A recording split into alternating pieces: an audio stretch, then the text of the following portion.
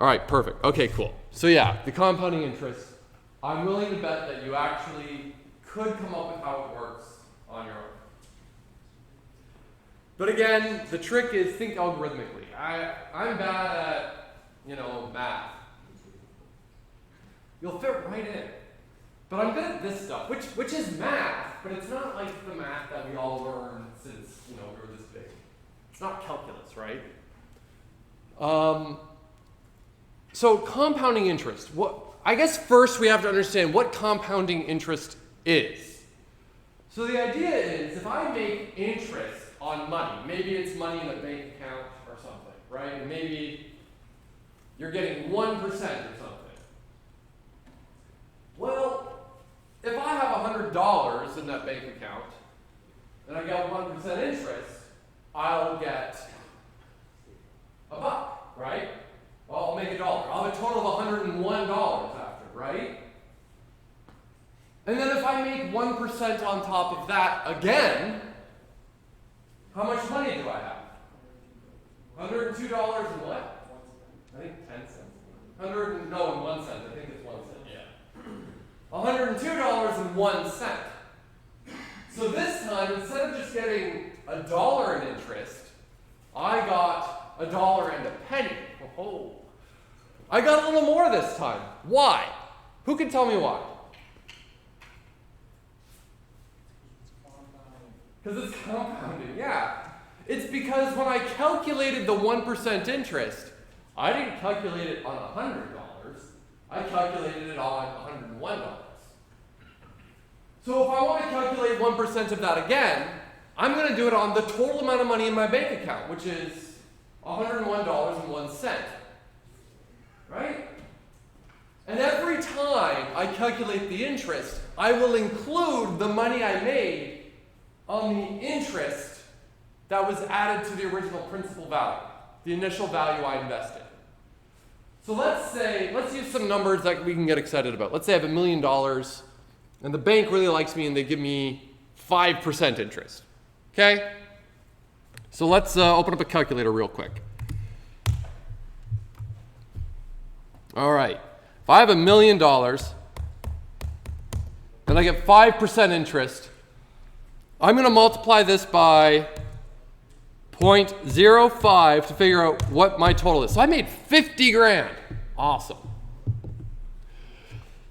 Now, let's do that again. And I do 1.05. Well, if I make this calculation, it's going to be the initial value plus the 1% or the 5%. So great. So we know that if I took the $50,000 out that I made and recalculate the 5% on the million, how much money do I get? $50,000. Why? We just did that. It's the 5% of the million. But if I leave that $50,000 in there, I'm not only making the interest on the $1 million, I'm making the interest on the additional $50,000 I made, which is awesome. So if I do the calculation again, 1.05, we're starting to see it go up a little bit. So now it looks like I made 50,000 and another 2,500. And every time I do this calculation, this is the compounding. It's the fact that we're including the amount of money we just made on interest in the next interest calculation.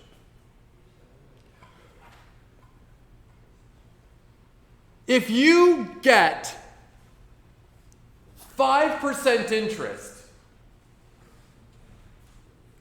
once a year, like it's calculated once a year, right? So in 1 year, I'll make $50,000, right? But imagine if they did the calculation where it's like, well, okay, no, you're going to get $50,000 over the year, but we're going to we're going to apply the interest you make. We're not just going to give it to you at the end of the year. We're going to give it to you each month of the year. So they give you 1/12 of that 5% in January, 1/12 in February, 1/12 in March, and so on.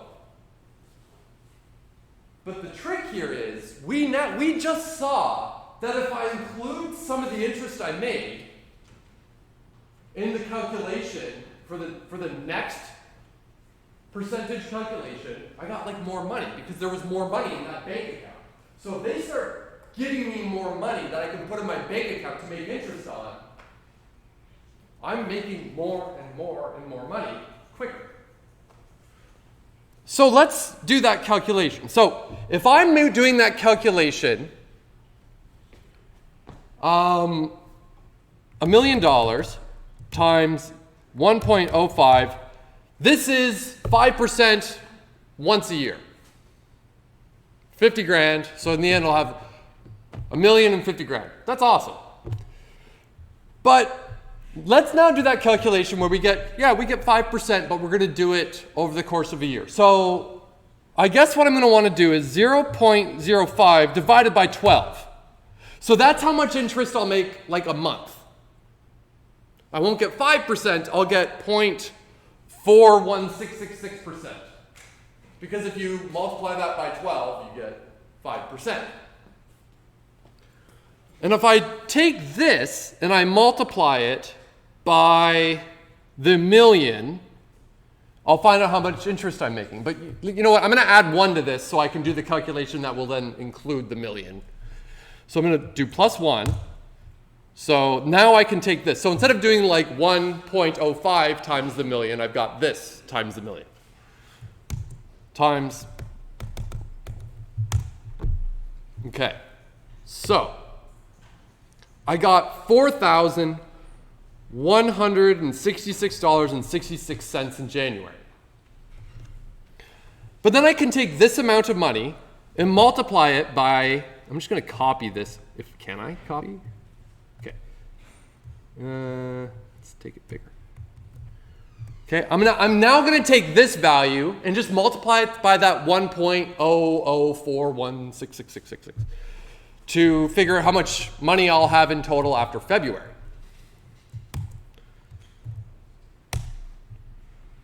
After March. April, May, June, July, August, September, October, November, December. Look at that. If we increase the compounding period, and this is perhaps intuitive, right? Because we had more, like if we kept getting paid out more frequently, that means there's more money in my bank account every time we're doing that percentage calculation. That means it's going to go up faster. So by increasing the compounding period from 1 year to once a month, I didn't make $50,000. I made $51,161.89.788, which is better, right? But let's take a moment and think about what I was doing. We haven't learned about loops yet. We're about to learn about loops. But big surprise, a loop is a chunk of code that will loop. It'll keep running for some amount of time. If I told you, do this calculation, look, I know everyone in here, now that I've explained the compounding period stuff, that's probably the more complex thing. If you don't remember what that means, now you know. But now let's think about what we need to do. If I want to come up with a formula for calculating the compounding interest, let's think about what it means. Actually, no, I hate formulas. Let's think of the function. If I'm writing the code, what would it be? Well, we saw the initial calculations I did, right? Where I said, you know what? Let's just go to Colab. If I said P equals, that's P for principal, okay? I for interest is 0.05%. T will be 1 year. So that's how long I'm going to have the money in that bank account, I guess. And the compounding period is going to be 12. There's 12 compounding periods. So these are all the values that I care about. Now, all I'm going to do right now is take these variable names and plug them in to basically what I was just doing on the calculator. So the first thing I did was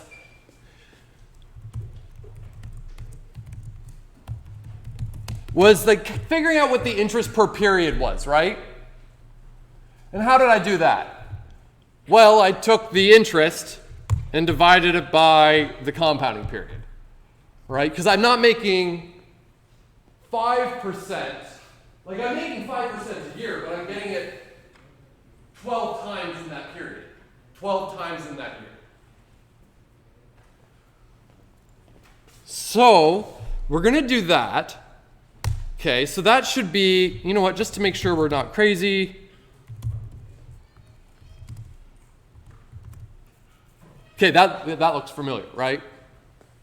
But when we also did the calculation, it was, like we didn't like this. We added 1 to it because we wanted to make sure that it was 1 point something, so we included what the principal was and also get it.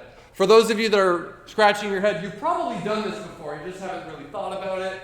If you go out for dinner and you want to know how much you got to pay in taxes, if you want to know how much you pay in taxes only, you multiply your total by 0.05, or pardon me, 0.15 to get your 15%. If you want to know what your total is, including the initial value, plus tax, you multiply it by 1.15. So that's why I want to include the 1 here, because I want to see how much money I have in total, including that initial like $1 million. So here's what I'll do. I'll do like interest per period. You know what? I'm just going to add 1 to this. Plus 1. Looks good, right? So based on this, I'll just go to another cell. Based on this, if I want to calculate this, and on the variables I have, think about how I would do the calculation of how much I make in one compounding period. Well, it's just what I did before. You take the principal and you multiply it by that percentage. So we'll take P times interest per period. 1, 2, 3. Wait, is it a million? 1, 2, 3. 1, 2, 3. 1, 2, 3. 1, 2, 3. Right, that does look right. Perfect. I don't know why I wasn't seeing the value right. Let me zoom in just a titch. So there we go. After 1 month, that's how much we had. If I want to do that again, you know what? Let's do a P underscore equals that. So I'm storing it in the variable P underscore as like P prime or something. So this is like the interest for that. And then down here, let me print P underscore. So, all right, cool. Now, you know what's kind of neat about what I could do is now, when I do the calculation for next month, I don't want to multiply it by P anymore. I want to multiply it by like P underscore because that's the total amount of money in my bank account now after January. So the next time I do it, I want to take P underscore and multiply it by like that interest and then put it back in P underscore and that'll be how much is at the end of February. So if I run it again, there we go. So that's 1, 2, 3, 4, 5, 6, 7, 8, 9, 10, 11, 12. I almost forgot there's 12 months. So there we go. And that's what I got there. All I did is I ran it over and over and over, and I stored the result, and then used the result in the next calculation, and then updated the result, and so on and so on and so on. I can write this alternatively, right? Because I ran that 12 times. So if I go back to this, running it once, okay, we're back at the beginning. So here's what I'm going to do. So that's 1, 2, 3, 4, 5, 6, 7, 8, 9, 10, 11, 12. There, I copy and pasted that times interest per period 12 times. Okay? So I just multiplied that together 12 times plus the principal, and let's see what happens now. Perfect. It's the same amount, right? It's the same amount if I do it this way as if I just kept doing like, okay, multiply once, 12 times. Would you agree? That's all it is. But of course, you remember that, well, I'm doing 12. And if you're wondering, wait, why is he hitting run 12? Like run 12? Well, because I said we are going to have 12 compounding periods per year. So if you want to know the total number of compounding periods, it's going to be the years times the compounding periods per year. 1 times 12 is 12. If I wanted to do this for 2 years, well, I would then multiply it by 12 twice, so 24, and so on and so on and so on. But let's just go back to 1 for simplicity. Actually, no, let's leave it at 2. Let's leave it at 2. So if I wanted to keep doing this, I would actually hit run 24 times, not just 12 times. But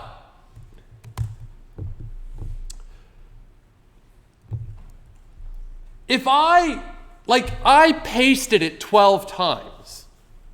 I said times interest per period, a total of 12 times.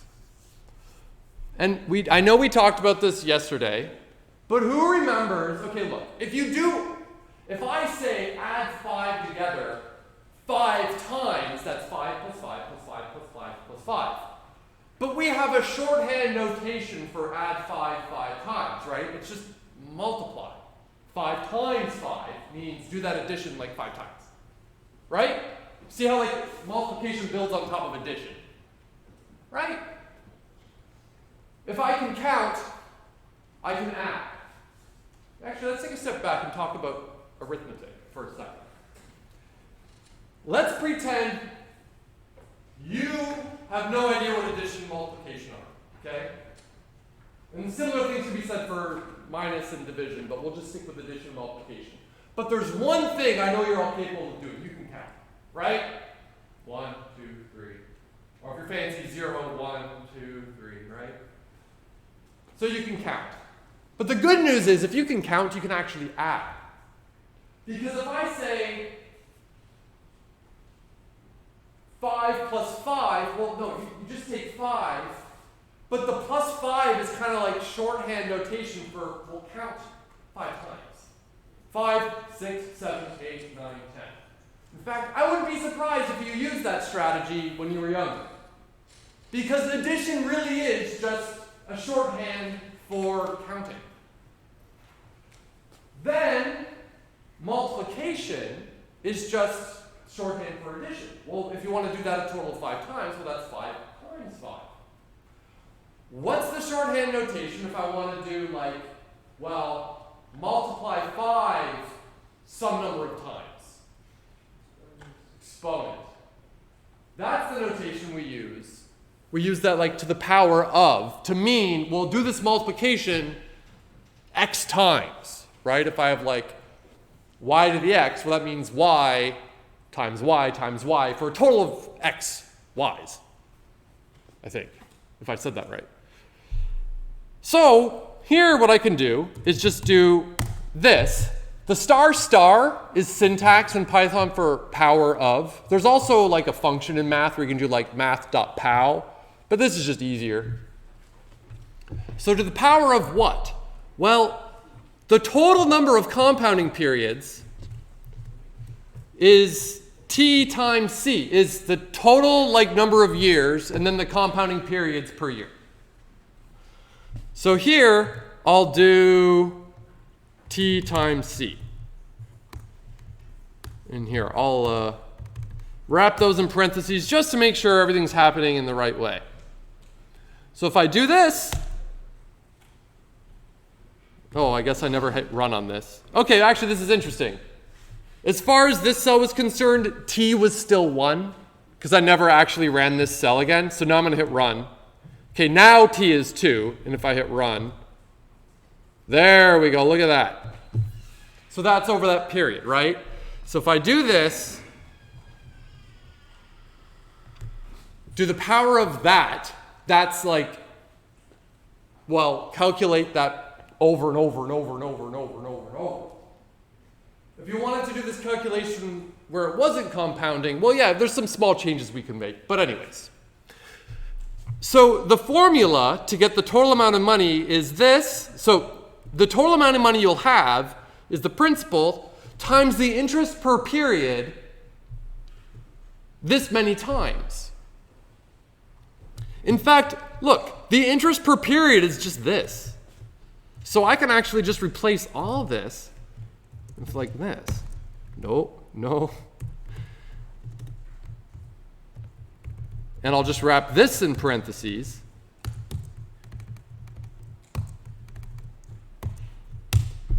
Look at that. Wait. Yeah, that's right. How about that? Look. Now someone go look up the function or the expression for compounding interest.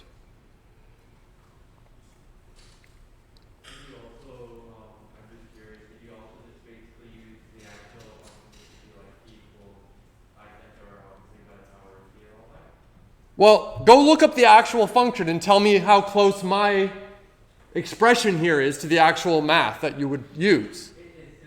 It's similar. It's not the same. What's different about it? It's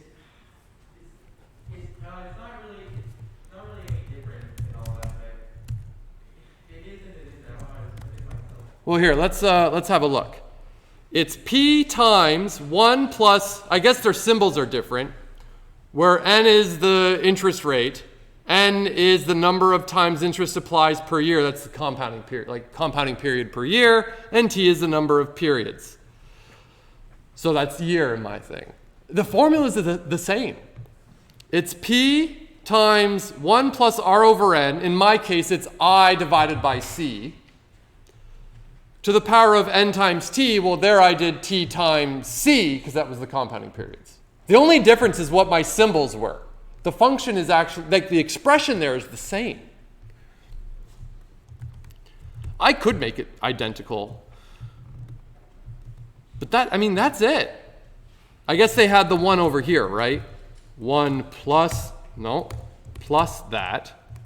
And then this is the exponent. But yeah, it's actually the same. Now, be honest. Now that I worked you through that, but I talked of like legit, I have to think algorithmically. But based on that algorithmic thinking, I got to this.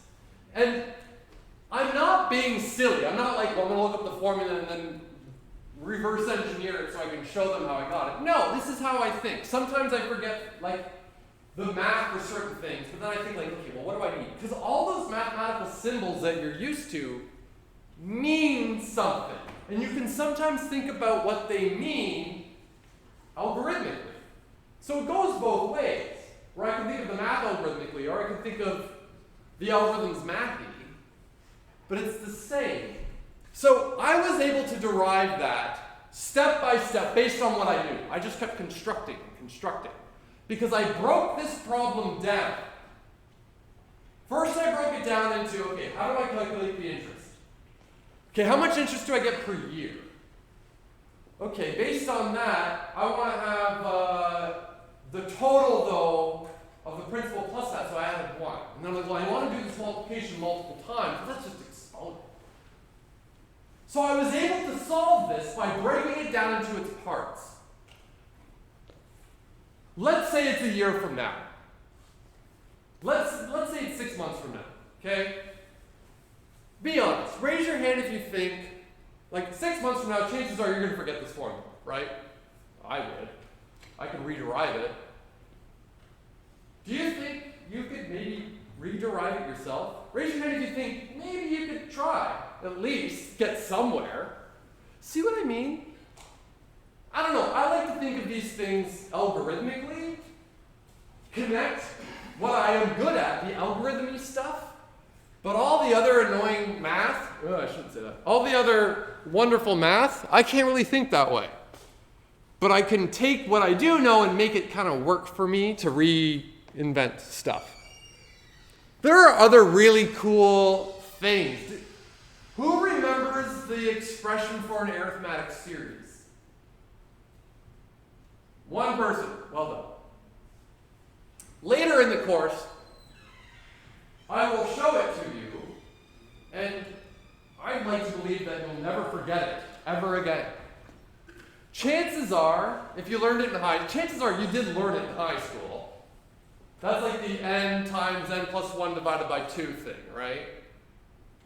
And you may have heard that story that goes with it where, was it Euler? The person that knows what it is. Who invented it? Was it Euler? Whatever. Euler? Okay, good. So Euler invented it. There's a little story that goes with it about like he was being like a little shit at school. And so the teacher's like, all right, add up all the numbers from 1 to 100. And he did it in like 2 seconds. And the teacher's like, well, how the hell did you do that? And he's like, it's easy. I mean, look, clearly. But the way he derived it, in my opinion, the way he came up with that expression that gave him the answer like that, instead of going, okay, 1 plus 2 is 3, plus 3 is 6, plus 4 is 10, plus 5 is 15. He didn't do that. He came up with a function that he could just plug in, okay, 100 times 101 divided by 2. What is that? Right? That's how he got the answer. But that expression, I would like to think he came up with it kind of with this like algorithmic thinking. He used the mathematical symbols to describe it, but really to me it describes like an algorithm. But we'll come to that a little later in the course, and I'll kind of show you the derivation in a cool, fun way. And look, it's real, but I think it's cool. Anyways, any questions about that? All right, cool. All right, so let's take a moment and solve a problem. Most of the problems we've been solving so far have been go do this, go do that, like very specific. But now if I come along and I say, all right, here's what you're going to do.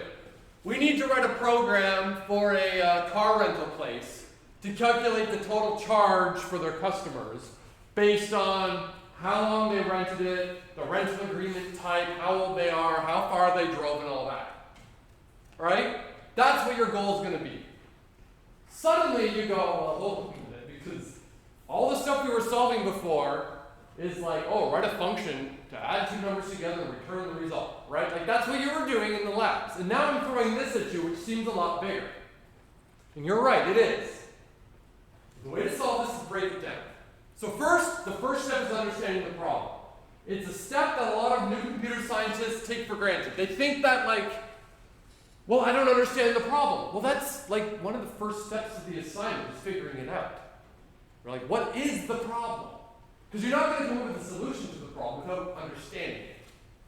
So if you come to office hours and say like, I just don't understand the problem. I mean, that's fine. I can help you understand it, but understand that understanding the problem is part of your assignment.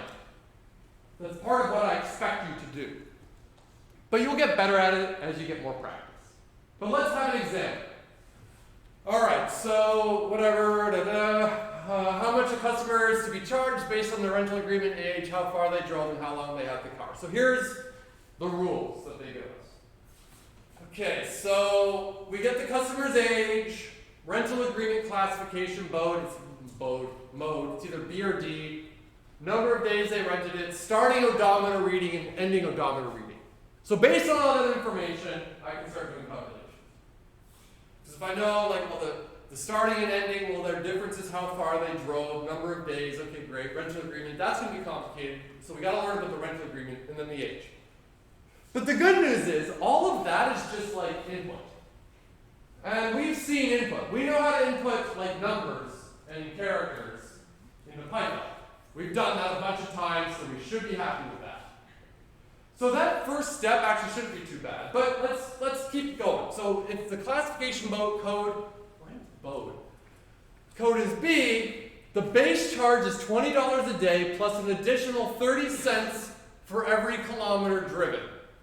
Okay, so, well, I guess if it's B, it's just 20 times the inputted number of days plus 30 cents times the difference in the odometer readings, assuming they're in kilometers. All right, let's jump down to D. So base charge is $50 a day but it's $30 for every kilometer driven above 100 kilometers a day average allowance. So it looks like this plan is, it's $50 a day, and if you drive less than $100, 100 kilometers, there's no additional charge. But if on average over the period that you were driving it, you were averaging more than 100, well, how much more than 100 will charge you 30 cents, right? So if you know you're going to be driving a lot, maybe this is a better one than the other. I don't know. In fact, we probably could go flying and plot, good old straight lines and math and find the intersection of when you should get agreement B and D, but let's not worry about that. And then what else do we have? Well, all renters under the age of 25 are charged an additional $10 a day because I guess ageism only goes one way, right? You can discriminate against young people all you want. But yeah. And then at the end we want to print out the total. Okay, cool. So step one is panic. But then step two is just realizing okay, let's break it down. Sure, the problem was kind of presented to you semi-broken down already. I know. But we're learning. So let's think about it. So part one is just I/O, right? You read all this input, there's calculations, but then output the total charge. At this stage, we should all be fairly happy, fairly comfortable with input and output. Output, print. Input, input. And I guess there's the catch if you want to convert the input to an integer, right? Because by default, what's the type of every single type of input? Say string. All right. All right, so you know what? Let's look at the requirements. If the classification code is B, we do one thing. If it's D, we do another thing. What tool in our tool belt do you think might be handy here? If. And that's easy because the user will enter a B or a D. And we'll assume that they'll only enter those two things, right? Sure, they might enter like a Z, but that's useless. So we'll assume they're using it properly. So that we can check if the input, rental agreement code that they input, if it's equal to B, we do one thing. Otherwise, do another thing. Right? Okay, so I know I'm going to need an if statement. What do I see? Okay, well, an if statement, I know how to do that. There's some math. It's just simple math. It's number of days times the charge per day.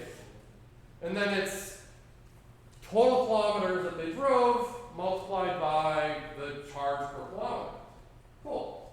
So there's some simple math, but we can do that, right? We're comfortable with simple mathematical expressions in Python.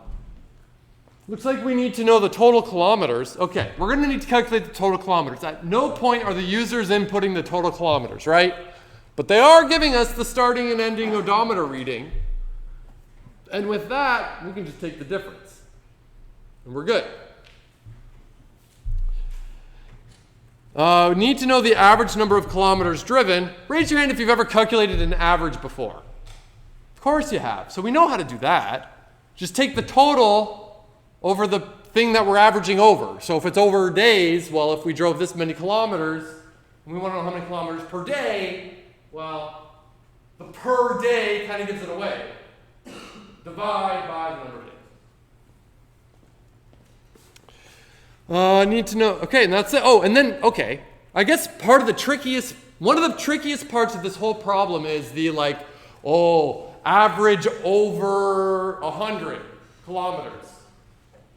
Which definitely sounds more complex, but let's take a second and think about it. If I calculate the average kilometer per day, and it comes out to 92 kilometers a day on average. How many kilometers over 100 kilometers a day did they drive? It might sound like a trick question. I promise you it's not. Zero, right? They didn't drive anything on average. Sure, you might say -8, but no, it's just zero, right? They don't get any money back for driving less, sorry. That's the agreement form. But if the average is 107, how many kilometers on average did they drive over 100? 7. Wow, I know, that's complicated. But how did you calculate that 7? You just did minus 100. That's all you did. All right, okay. So I'm starting to get a sense of maybe I actually know how to solve all the little pieces. And then once I kind of like solve all the little pieces, I'm just going to have to put the little pieces together to make it all happen. All right, let's see. Now, based on this, I'm going to write a couple of functions. The way I'm writing this, the functions I write, how I'm doing all these calculations, are in no way suggested to be the best way to do it. This, in fact, it's not even a really good way that I wrote this. And there are literally an infinite number of ways I could write this. I'm not being silly. There's literally an infinite number. So if you're looking at this going like, that's stupid, I'd code it that way. Wonderful, do it that way. It doesn't matter as long as it's correct. So let's start. So if I want to write a function called total kilometers, I'm just going to delete all this and add this. And of course, look at this. Look at this beautiful function header for this hilariously simple function. All this function does is calculate the total kilometers. It takes the odometer readings, calculates the difference, and just returns the value. So this function calculates the total number of kilometers driven based on starting and ending odometer readings. Ooh. Raise your hand if you've used GitHub before. If you're feeling fancy, go submit an issue on the 161 GitHub page and I'll fix this. And then you get like acknowledged for making that issue. Or if you're even feeling fancier, go ahead and fix this and push it. I'll accept the difference. But anyway, that's if I don't fix it before you do. But anyways, there's a function header describing what it's supposed to do. What does this function do? It just calculates the difference. I put the finish first because probably that's going to be the bigger number, unless they drove backwards and the odometer can count backwards. Unless you rolled over what? Oh, to like 9999999? That's nice. That's true, but let's assume that doesn't happen. That is what I would call an edge case, where it'll work 99.99999% of the time, but then some asshole comes along and you're like, yeah, it rolls over. But you're totally right. That's a good edge case to check, perhaps. Anyways, this function does this. If I want to get fancy and just super make sure it's always a positive number, okay, fine. Let's do the absolute difference. Great. Remember, if you don't remember what absolute value is, all that does is, if the number's 7, it turns into what? 7. If it's negative 14, it turns into? 14. It just means if it's negative, pretend it's not. Okay, so there's one function. Now I know the total kilometers if I have the starting and ending odometer readings. Wonderful. That's part of the problem. Now, kilometers per day. All right, well, this is another rather simple one. Take the number of days, the total number of kilometers, which I can calculate with that other function. But if I know the total number of days and the total kilometers, we'll just do the division and give me back the number. That's all. So another part that actually turns out to be rather perhaps simple. See, if it was more complex than this, I wouldn't be able to do it. I'm a stupid computer scientist. I gotta break these down into simple problems. These are simple problems. I like this.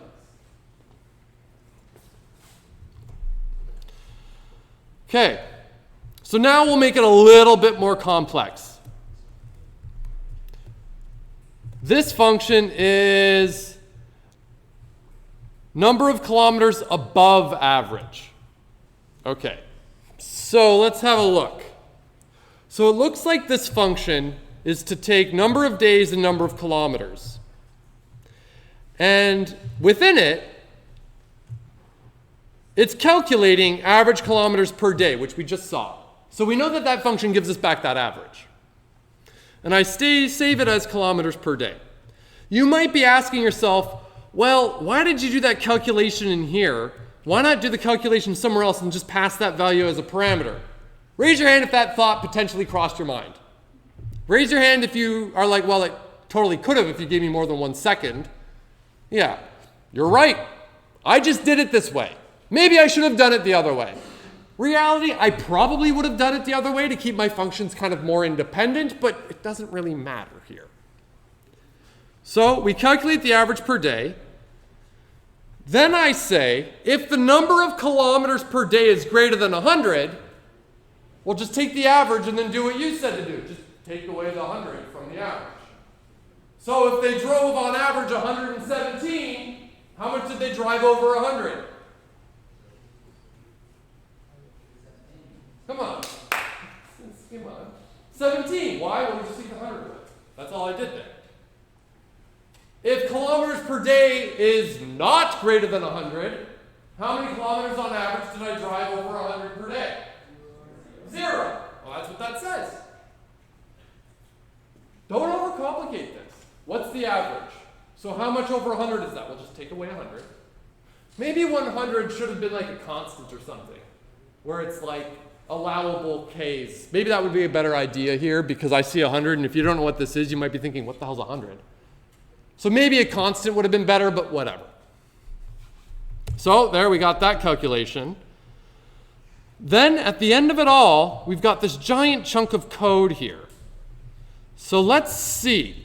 And I will let you know, if you're looking at this code and you think to yourself, well, why didn't you turn like some of these into functions? Maybe I should have. If you want to do that, go ahead. Go ahead. That's a wonderful idea.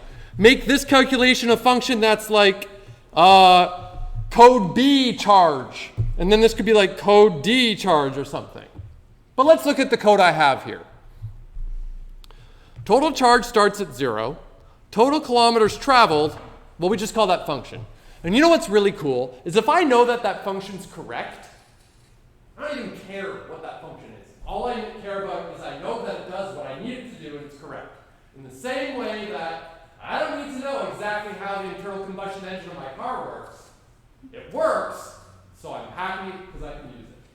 So I can call this function. Who cares how it works? I just know it works. I realize you wrote it, so you know how it works. But, you know, in principle, if you're doing abstraction, you can maybe think about it that way. So you call this function, great, I have total kilometers. If code is B, well, that's 20 times number of days plus 30 times the total kilometers traveled. And that was defined here, based on this description. Otherwise, it's this description.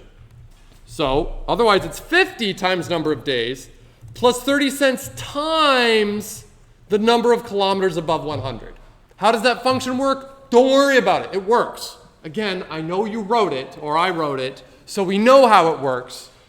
But I've got a function that I give it these numbers, and it magically gives me back, and I know it's correct, it magically gives me back the average number of kilometers above average.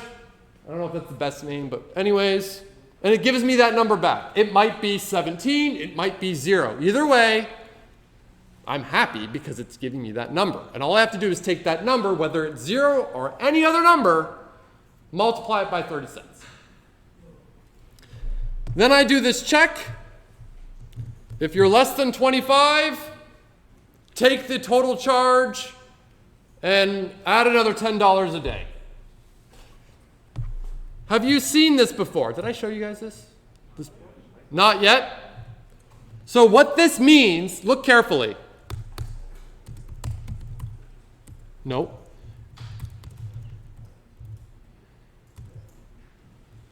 There. That's what it means. If you see plus equals, it's a shorthand for, if I said total charge plus equals 10 times num days, it's shorthand for total charge equals total charge plus that. We have those shorthands. There's a couple of other ones. You can do minus equals, probably multiply equals, to kind of do it quickly, where if you want to have a value, change it and put it right back. It's a shorthand for that. If you don't like it, don't worry about it. Just write it this way. And at the end, return the result. All I'd have to do is then get the input and print it out. Anyways, I'll see you Friday.